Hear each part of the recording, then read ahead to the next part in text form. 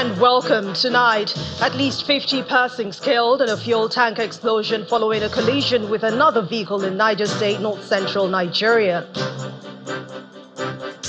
Abulegba and Egba communities in Agato local government areas of Benue State signed peace accord after a decade-long communal clash between both communities. The Socio-Economic Rights and Accountability Project, SERAP, asks President Bola Tinubu to immediately reverse what he calls the legal increase in the pump price of petrol. And 3 Israeli men shot dead at a border point between Jordan and the occupied West Bank. We begin on a rather sad note from Niger State, north-central Nigeria, where at least 50 persons have been killed from a tanker explosion which occurred in the early hours of today on the Agaje section of the Lapai-Agi Road.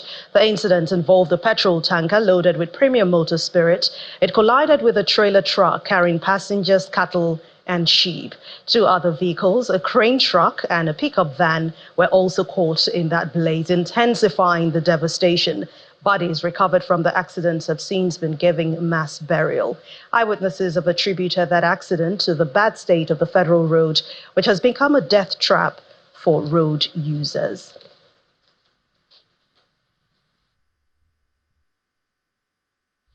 And on security matters, troops of 5 Brigade, Sector 3, Operation Wellstroke, have apprehended a suspected kidnapper's informant, recovered a AK-47 rifle and a vehicle in 2 separate operations.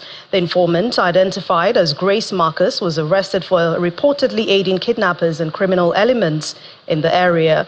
In a press statement by the Acting Assistant Director, 6th Brigade Army Public Relations, Captain Olubodude Oni, says that she was arrested on September the 6th, 2024, following the abduction of one Malam Seidu in his home in Vesi community of Okum local government area of Benue State in an intelligence-led operation. The statement says that she confirmed to be a girlfriend of one notorious kidnapper named Chen, who was reported to be terrorizing the general area. The suspect is currently in the custody and undergoing further investigation to reveal the extent of her involvement in various criminal enterprises. In a related operation in the late hours of September the 5th, 2024, troops of 6th Brigade, while on a routine and stop and search operation in Batanje town in Wukari local government area, flagged off a suspicious blue Toyota Yaris vehicle with registration number KLD65XA coming from Wukari, heading towards Jalingo. Upon being stopped, the driver abandoned the vehicle and fled into nearby bushes. A thorough search of the abandoned vehicle led to the discovery of an AK-47 rifle, an AK-47 magazine, and 2 identity cards of National Union of Road Transport Workers, Mutumbiyu branch of Gassel local government area of Taraba State, bearing Issa Ibrahim and Issa Garin Tukara. Let's head to Kaduna State now, where officials of the government have impacted an assessment committee. The Government Impact Assessment Committee on Flood have visited some communities ravaged by flood in Sabongari and Zaria local government areas of the state to assess the level of damage. And the Chief of Staff to the Kaduna State Governor, Mr. Sanikela, who also doubles as the chairman of the committee, while inspecting the ravaged communities, calls on residents to avoid erecting structures along waterways without approval and dumping of refuse on drainages. Over 200 houses and some farmlands were destroyed by flood in the 2 local government areas of the state. Kaduna is one of the states identified by NIMET to experience heavy rainfall and flooding in 2024. However, in spite of the early warning, most residents living along flood-prone areas failed to comply with the advice from NIMET to vacate such areas. With over 200 houses destroyed by flood in Sabongari and Zaria local government areas of the state, leaving hundreds of people homeless, the Kaduna State government established emergency camps for displaced families, pending the flood receding. We saw the first and second rain, but this third rain is something we have never seen before. We thank God that this rain was during the day, because if it was during the night, lives and properties would have been lost. The State Assessment Committee on Flood, led by the Chief of Staff to the Kaduna State Governor, visits the affected communities to assess the impact of the flood. We should note that this is a natural disaster. It can happen anywhere. And going by the warnings of NIMET, flooding is expected in Kaduna, and it has happened. It's not only in Sabangar local government area. There was flooding in Kaduna North local government, Zaria local government, Sanga, Jama, and some other local government across the state. But principally, what we are going to do is to have some measures. These measures is to provide both the short, medium, and long-term solution to the flooding disaster in Kaduna State. The committee identifies human factors, including the building of structures along the waterways and indiscriminate dumping of refuse on drainages, as well as buildings without approval from the government, as the major cause of perennial flooding in the area. As you can see, we're in a very delicate situation here. This area is one of the prone areas that we normally experience high volume of water that pass, and we experience a lot of flood. But the major reason of this disaster is not even the flood itself, as you rightly heard from the Chief of Staff. One major calamity that is about to happen is the issue of sand excavation. Although the Kaduna State government has provided temporary shelter for those displaced by flood, residents are advised to always work towards preventing flooding. The Senior Special Assistant to the President on Job Creation in the Office of the Vice President, Mr. Timitola Johnson, says that the federal government is working on some initiatives that will impact the micro, small and medium enterprises in the country. Mr. Johnson told Channels Television that these are taking time because they have to be done properly. He also put out a word of advice to other Nigerians who have been given the privilege to lead.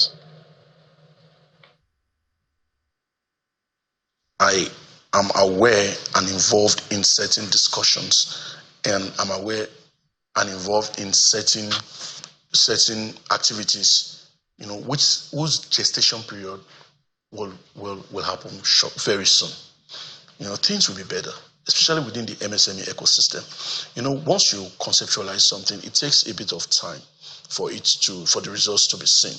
You understand? It might look like we are taking a lot of time, but it is better we get these things done properly. You don't want to open the eyes of somebody that is blind, then all of a sudden you close it back. You are looking for trouble. So we have to get these things done properly. But I understand that timing is also a factor.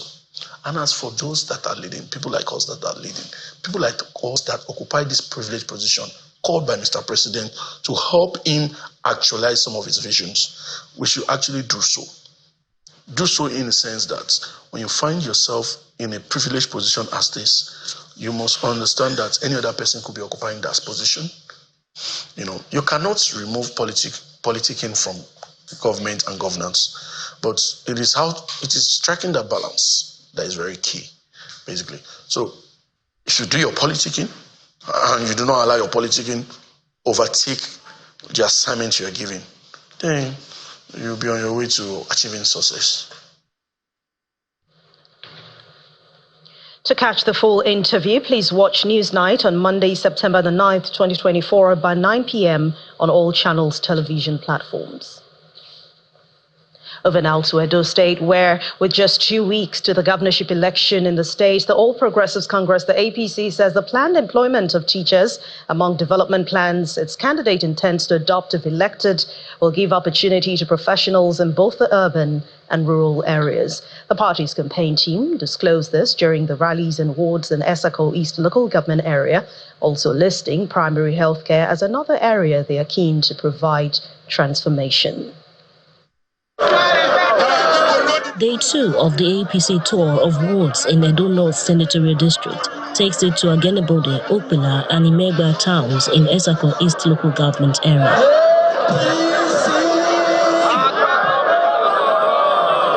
The party's promises, among others, is to not only ensure that schools in the area are adequately staffed, but that employment opportunities are also given to professionals from the grassroots if its candidate is elected to govern the state. This governor will employ teachers in a manner that will ensure that every school has full complement of teachers. And some of those teachers will come from every village in this Uwepa, in this Agelebode, Uwepa and Ibu and Iyamu and Ibie and Okwela and Ekabibu. The APC governorship candidate maintains he's passionate about seeing quality primary health care centers in wards across Edo State. I am going to build primary health care in all the wards. In all the wards in Edo State. You don't even need to protest anymore because I will do it. Then security. Security. I will make sure I provide quality, good security for our people. Kidnapping will be a thing of the past in Edo State. In Imega town, dusk has begun to fall before the campaign kicks off. However, the APC leaders and party supporters have time to share some moments of fun.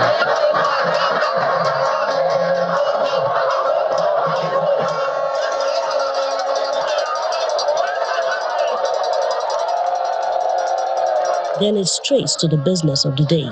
The reinstated Deputy Governor of Edo State, Philip Shaibu, solicits support for the APC come 21st September. House to house, why are we that Usato, Usato, give me, Usato, so vote on the 21st, APC. Former Governor of Edo State, Adam Sushomole, and the APC governorship candidate also addressed the people. This is a mind of action. What they don't need now is minimum words, maximum wisdom. Not to be writing big grammar, to be doing MOU, to be making fake promises. I want to beg you, tell those that are not here that you have seen Akwakomiza. Akwakomiza has come to beg you for the vote on the 21st of September. That day, we will tell this government, PDP government, our Momodo. Another day of campaign over. However, the APC campaign team plans to continue its tour of other wards in local government areas across Edo North Senatorial District in the coming days. In part two, after the break, SERAP urges President Bola Tinubu to instruct the Nigerian National Petroleum Company Limited, NNPCL, to reverse fuel price. Please join us again. Welcome back. If you've just joined us, you're watching the news at 10, reaching you live from Lagos. A reminder of our main stories. At least 50 persons killed in a fuel tanker explosion following a collision with another vehicle in Niger State, north-central Nigeria. Kaduna government officials visit flood-ravaged communities in Sabongari and Zaria, local government areas of the state, to assess the damage done by gush of water sacking people from their homes. The Socio-Economic Rights and Accountability Project SERAP asks President Bola Tinubu to immediately reverse what he calls a legal increase in pump price of premium motor spirit. And 3 Israeli men shot dead at a border point between Jordan and the occupied West Bank.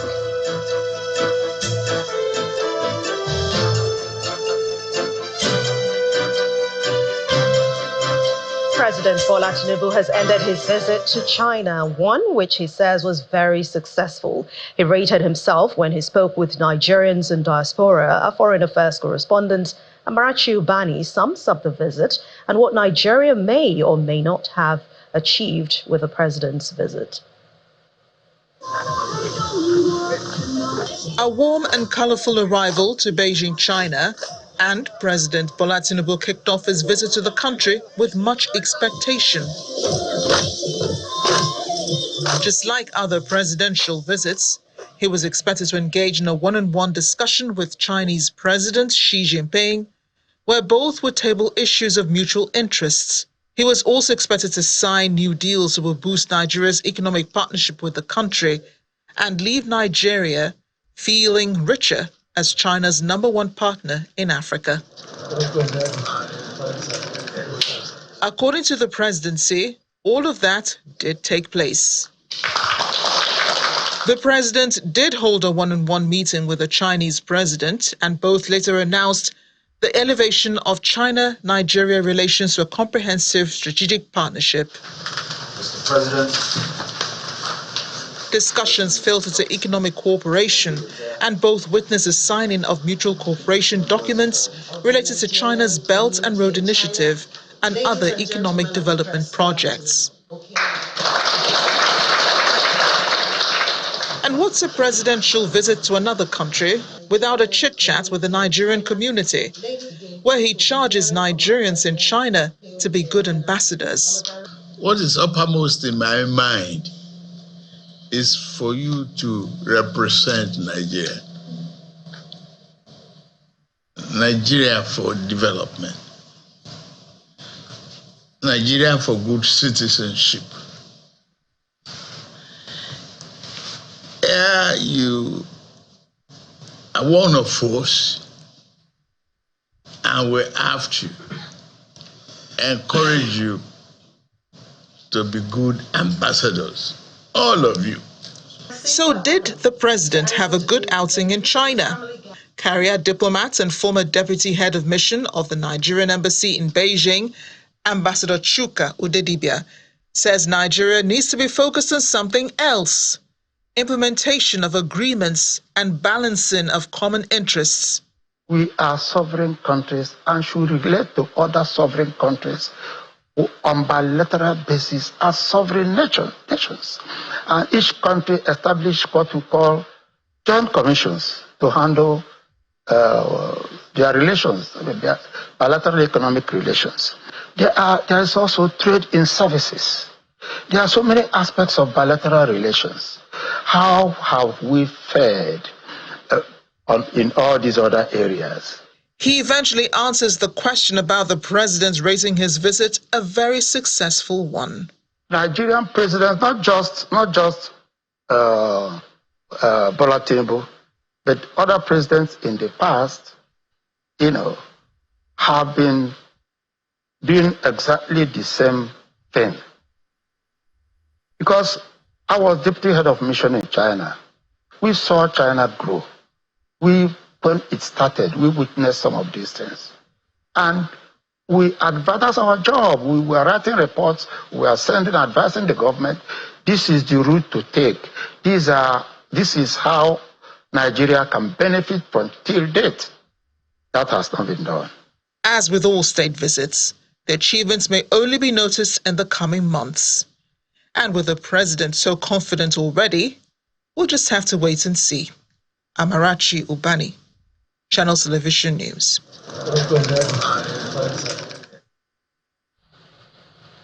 And to other stories, the Socio-Economic Rights and Accountability Project, SERAP, has given President Bola Tinubu 48 hours to direct the Nigerian National Petroleum Company Limited, the NNPCL, to reverse what he calls the illegal and unconstitutional increase in the pump price of premium motor spirits, also known as petrol, across its retail outlets. In an open letter to the president signed by SERAP's Deputy Director, Kolawole Oluwadare, the organization said the increase in petrol price institutes a fundamental breach of constitutional guarantees and the country's international human rights obligations.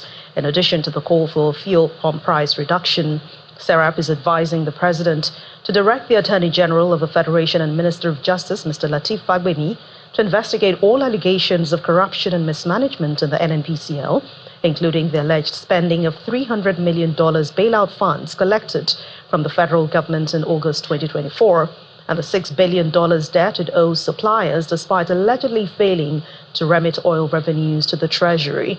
It adds that Nigerians have for so long been denied justice and the opportunity to get to the bottom of why they continue to pay the price for corruption in the oil sector. The letter reads in part, "The increase in petrol price has rendered already impoverished citizens incapable of satisfying their minimum needs for survival. Rather than pursuing public policies to address the growing poverty and inequality in the country and holding the NNPCL to account for the alleged corruption and mismanagement in the oil sector, your government seems to be punishing the poor." End of quote. Now, the question is, how much should petrol be sold for? This perhaps the number one question on the lips of Nigerians if you ask them. So tonight, Babajide Ogunsawo, founder of Leadership by Data and Channels Television's data analyst, is here to perhaps tell us what the future of petrol price could look like. Babajide, it's always good to have you on the news at 10. Thank you for joining us today. Good evening, Now, who determines the price of petrol in Nigeria? What are the facts we have? Who determines the price of petrol? Perhaps no one. Perhaps the question then will be, what determines the price of petrol? And we will get into that. You had started by saying that the number one question on the lips of Nigerians is, how much will petrol be sold? But then there's another question on the lips of Nigerians. It is, how much will the Dangote refinery sell petrol? And I'll share some good and bad news tonight. But before that, a lot of Nigerians really want to understand what exactly is going on with petrol supply and petrol pricing. I'd like you to take a quick look at this.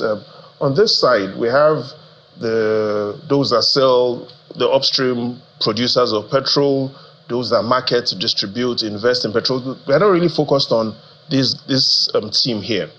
The team Nigerians, and this is the representative of Nigerians, what they're asking is, they're asking questions to Aliko Dangote.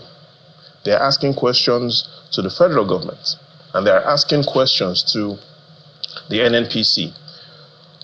For the federal government's answers in summary have been simple. Their answers are, our focus is on CNG. However, we understand that we need to manage rising cost of goods and services, and also the federal government is stating clearly that energy prices have national security implications. For Dangote Refinery, represented by Alhaji Aliko, he's clearly talking about his profits, he's done an investment, and he has obligations that if things do not go according to plan, will significantly hurt his business. For NNPC, their position is simple. Their position is they want to protect the interests of Nigerians, and they are saying that private refinery operators in history have shown to be capitalist, and they are worried about the future of the industry.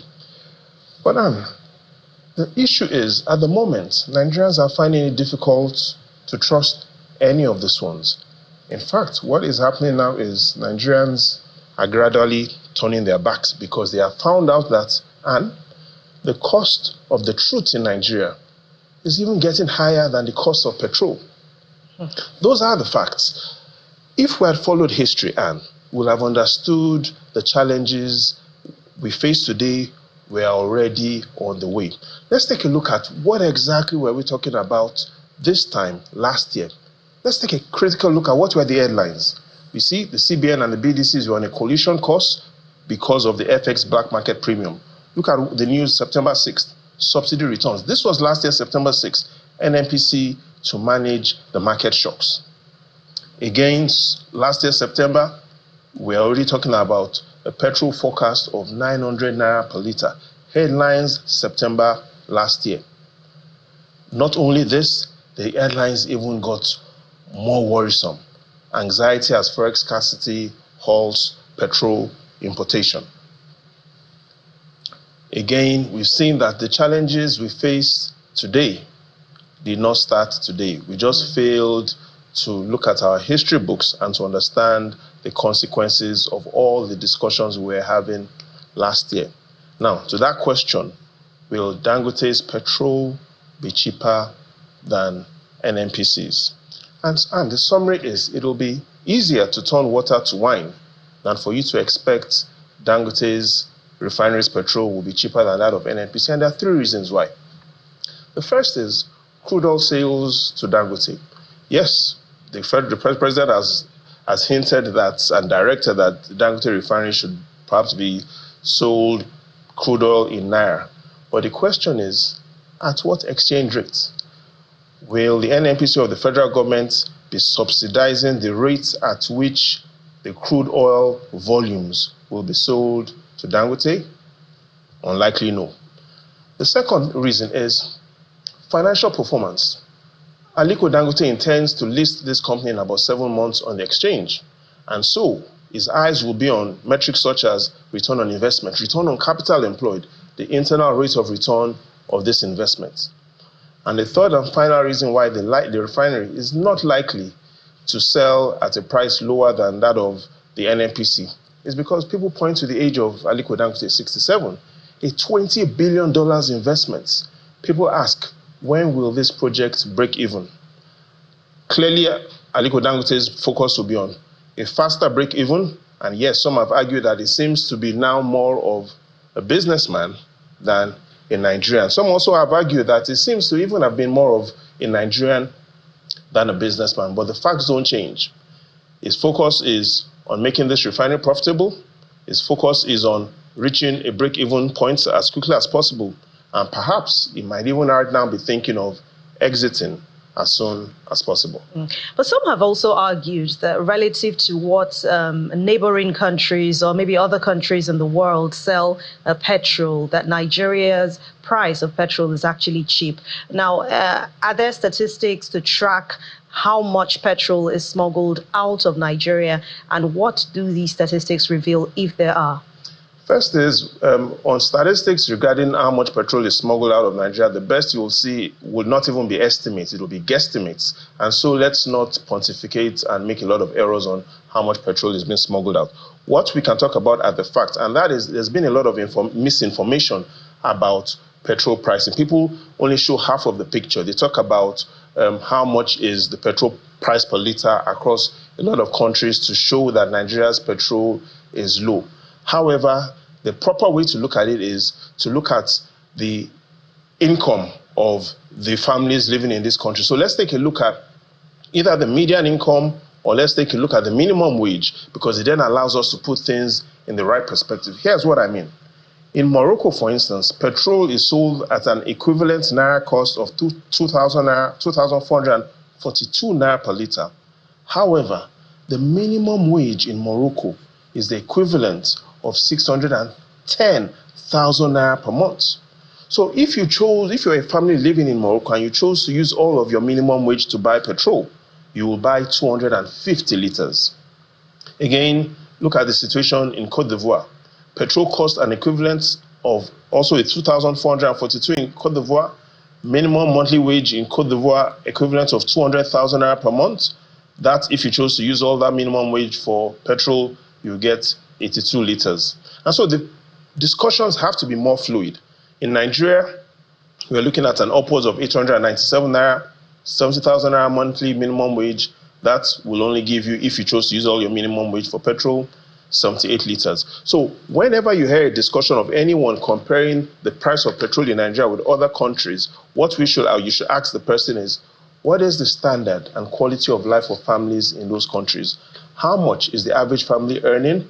And what is the alternative to petrol in these countries? But how much is fuel price? When we talk about change since May 2023, when this administration came into power, how much change has happened since then? And that is what is making Nigerians angry. Let's take a look at the price of petrol since this government came in and the implications, especially the political implications. Because if we take a look at how much was this petrol May last year, May this year, and what is the average rate, especially looking at the report from the National Bureau of Statistics, they tell us May 2023, average petrol price across the 6 geopolitical zones, 238 Naira.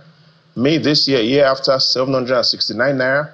And the last report from the National Bureau of Statistics shows that their report for July shows that petrol prices have been on the increase. The summary is, we've seen significant, since May 2023, petrol prices increasing by over 200%.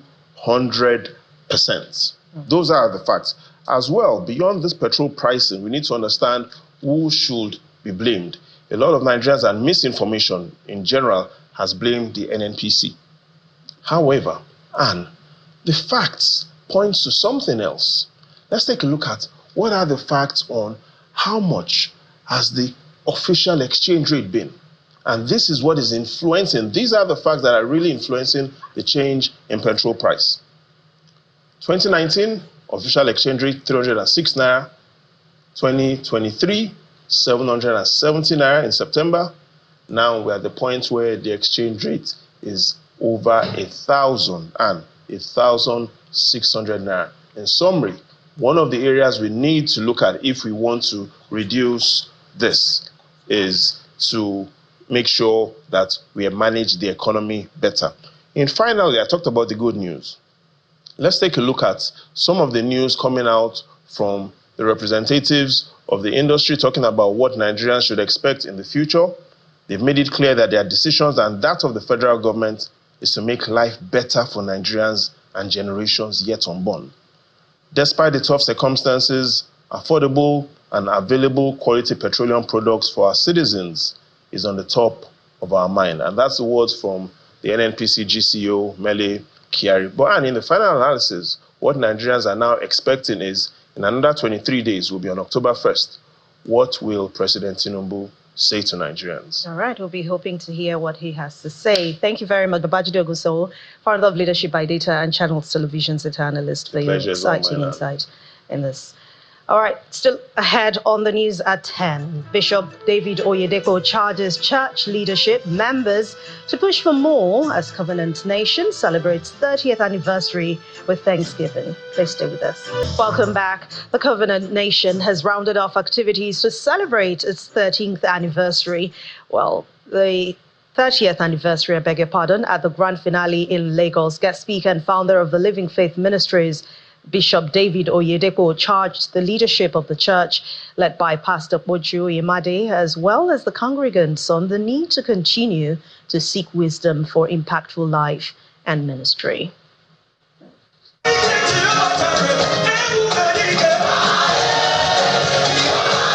Is the climax of a 5-day event to mark the 30th anniversary of the Covenant Nation.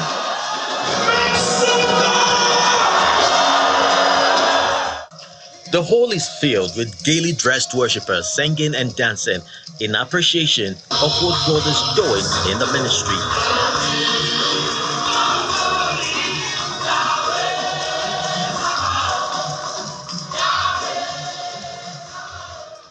The senior pastor of the church, Poju Oyemade, in his opening remark acknowledges all those who impacted his formative years. I will not give up that foundation for anything in this entire world. All right. The first message of the day is from Pastor Olubi Johnson, who draws insight from the book of Matthew, chapter 7, verse 14. God is not going to pour out his spirit upon people now who have not made it a priority of their lives and their ministries to develop and perfect the love of God.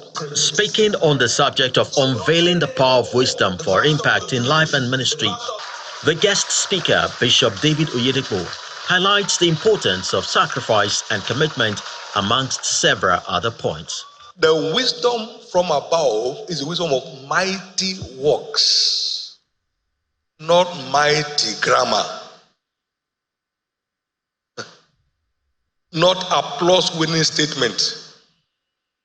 Mighty works is the core validation of divine wisdom. So don't lag behind, join this chariot.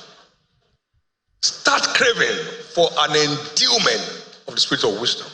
While the 30 years of ministry has been adventurous, the future holds much more, including a proposed 25,000-seater capacity auditorium. When Jesus comes, this temple shall be standing with vibrant believers getting ready for rapture. In the name of Jesus. The church also seizes the opportunity to celebrate Bishop Oyedepo on his forthcoming birthday. SERAP.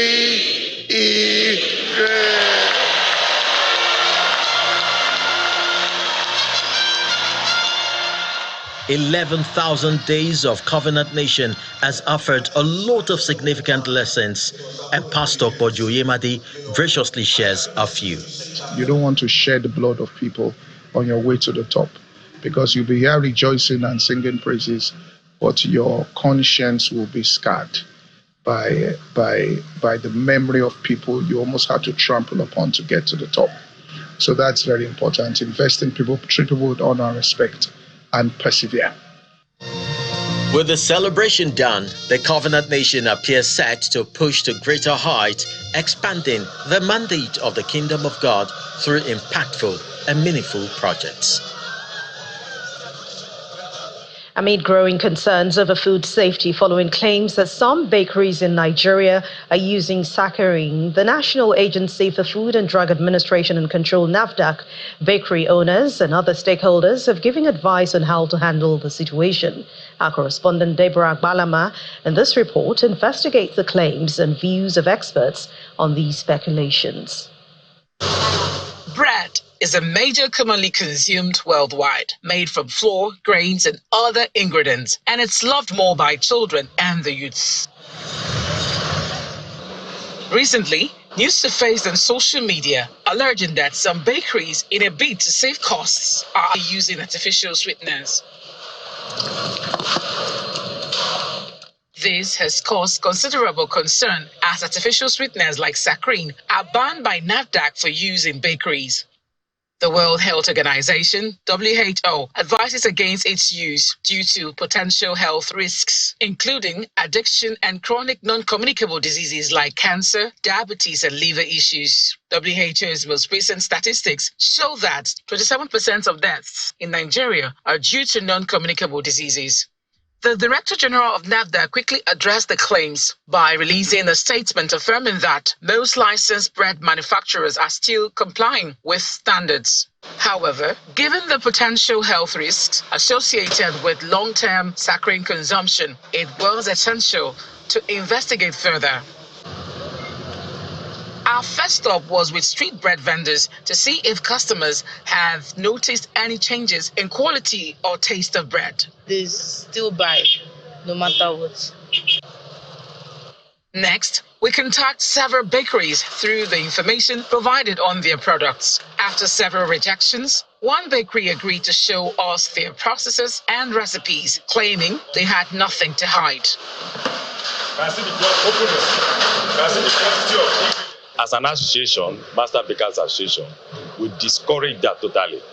And that is why we always come up with the fixing of bread prices whenever prices of baking materials are increasing, so that people will not try to cut corners by using saccharin, sweeteners, or butter replacers in producing their bread.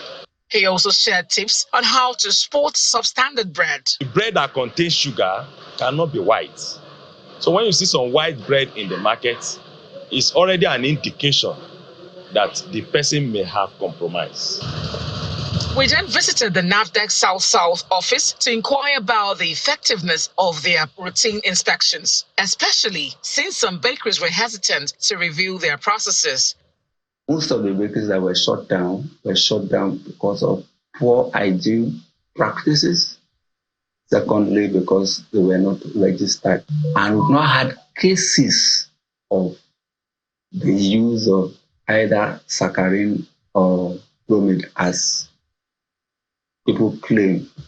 What are the specific dangers of saccharin consumption, particularly for children? Dr. Obiama Onya, director of the University of Port Harcourt Teaching Hospital Lifestyle Medicine Center, provides insights that challenges popular beliefs. The non-nutritive sweeteners they have 0 calories or very little calories, and they artificially produced 700 times sweeter than sugar. And of course, which means that you just need very little to be able to achieve the effect that you want.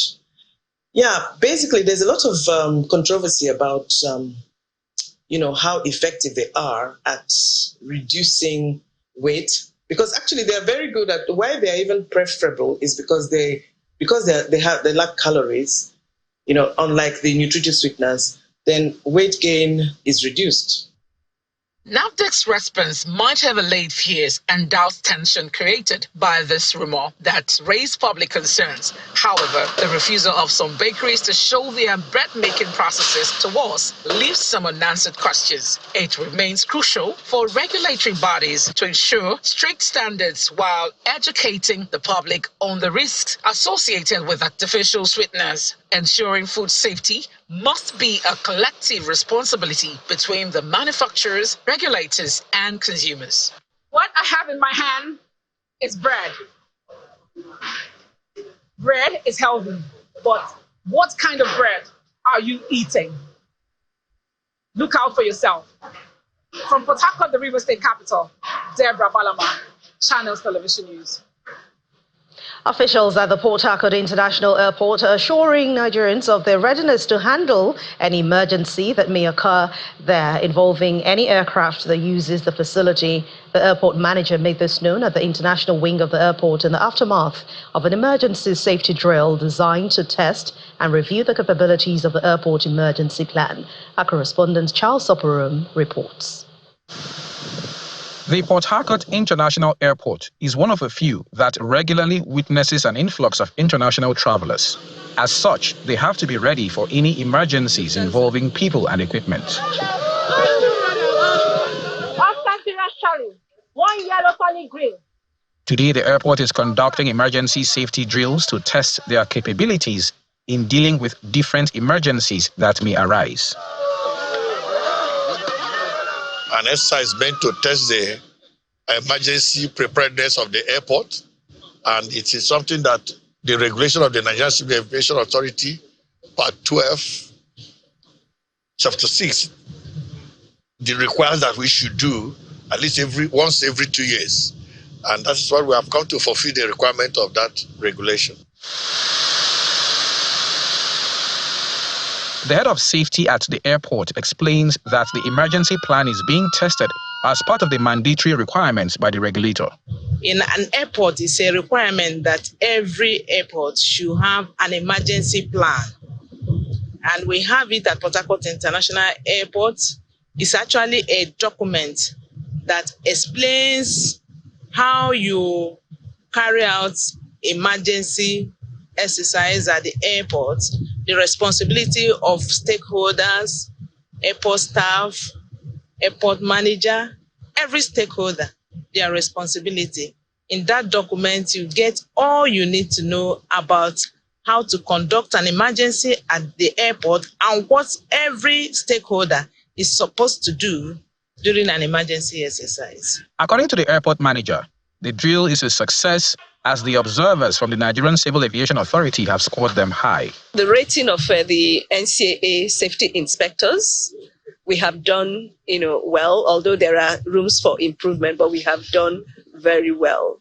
We've tested so many components of the airport emergency plan, the response time of the fire appliances, the personnel, the communication system, and according to the report from the NCAA safety inspectors, they are top-notch. With drills like this keeping airport emergency staff sharp and ready, confidence will be instilled in the minds of travelers who use the airport regularly. Charles Oporum, Channels Television News. The National Drug Law Enforcement Agency, the NDLEA, has intercepted consignments of cocaine and pharmaceutical opioids concealed in ladies' sanitary pads and hair treatment cream containers heading to the United Kingdom, Ireland, and Cyprus. A statement by the Director, Media and Advocacy says that in one of the logistics companies, not less than 30 parcels of cocaine weighing 1.1 kilograms concealed in hair cream containers were recovered by officers of the Directorate of Operations and General Investigations in Dogi during examination of the cargoes going to Ireland on Tuesday, September the 3rd. The statement adds that another consignment of 24 parcels of cocaine weighing 862 grams, also hidden in hair cream containers meant for delivery in the United Kingdom, was equally intercepted at the same company on Friday, September the 6th, while a total of 525 pills of tramadol and ecstasy concealed in ladies' sanitary pads going to Cyprus were seized at another courier firm in Lagos on Tuesday, September the 3rd.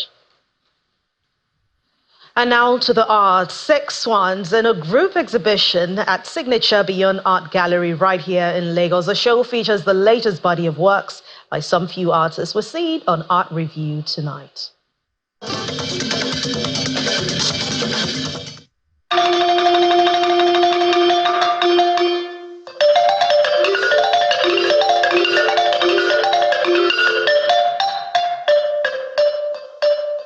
The intriguing pieces done by 6 female artists have been displayed in 6 Swans, a group exhibition capturing the essence of the water bird at the Signature Beyond Gallery in Lagos. All the works have been based on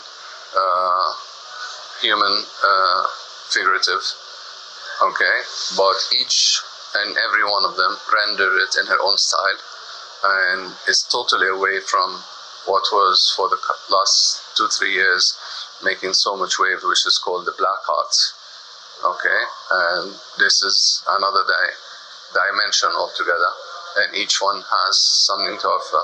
The works are good, the rendering is interesting, and it just happened that all of them worked in human anatomy, but with variable. That's all. The gracefully long-necked, heavy-bodied, big-footed birds that glide majestically when swimming and fly with slow wing beats and with necks outstretched have been incorporated into these pieces with strong messages.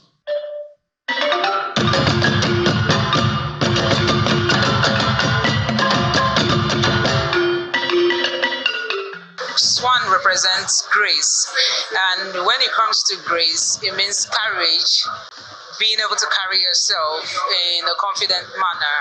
And for my works, is all about exuding confidence in expressing yourself and exploring your body.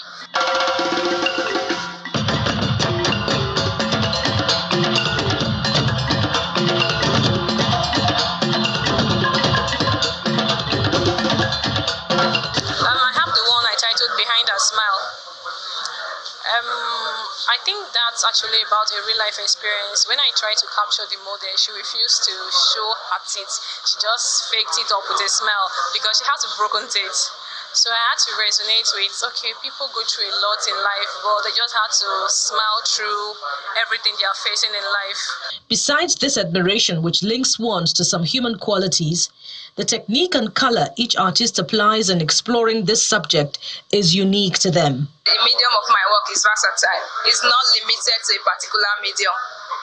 Yeah, I say they are mixed media, but I always say they are found materials because any material that captures that I see that I can use captures my mood or whatever, especially with if it has shades, I can easily work with them. These talented women have about 30 works of art on display in an array of media for this group exhibition.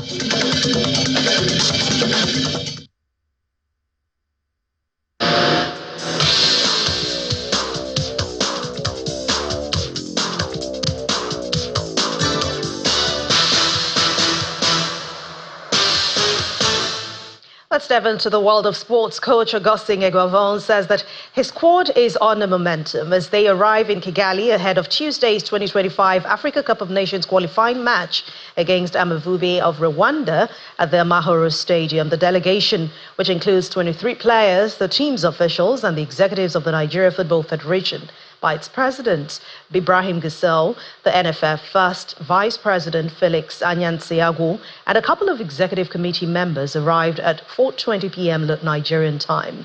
The Super Eagles are currently top of the group after opening round of matches with 3 points after Rwanda forced Libya's Mediterranean Knights to a 1-1 draw in Tripoli on their match day 1 encounter. On match day 1 of the 2024-2025 Nigeria Premier Football League decided this evening across the country recorded 18 goals. The Abia Warriors lost at home to visiting Remo Stars of Ikene. Sadiq Ismail and Jide Fatokun getting both goals in that match. The Benin Arsenal, also Benin Bendel Insurance, were held to a goalless draw by 10-man Rivers United at the Samuel Obamudia Stadium in Benin City. In the Oriental Derby, Enyimba triumphed over host Heartland of Owerri 3-1 at the Dan Anyim Stadium in Owerri. Kano Pillars beat debutants Ikorodu City 3-0, with club legend Rabiu Ali getting a brace. Kwara United suffered a shocking home loss to Niger Tornadoes. Well, there were also home wins for Plateau United and Sunshine Stars of Akure.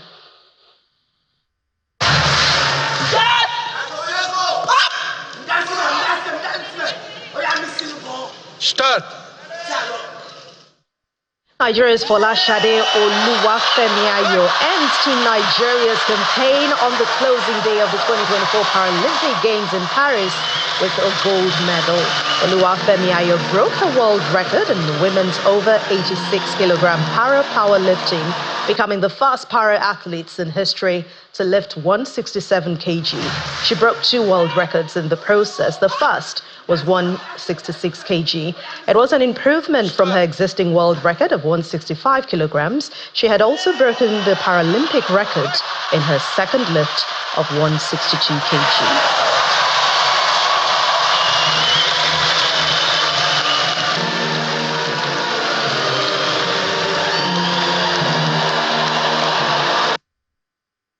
And China emerged the overall winners on the final day of the 2024 Paralympic Games in Paris. We'll turn our attention to the paramarathons and the women's wheelchair basketball that drew the curtains on the 12th day Malta's. Still outside our shores, Israeli officials have confirmed 3 Israeli men have been shot dead at a border point between Jordan and the occupied West Bank. The Israeli Defense Forces said a gunman approached the Allen-Bay Bridge crossing from the Jordanian side of the truck, then got out and opened fire.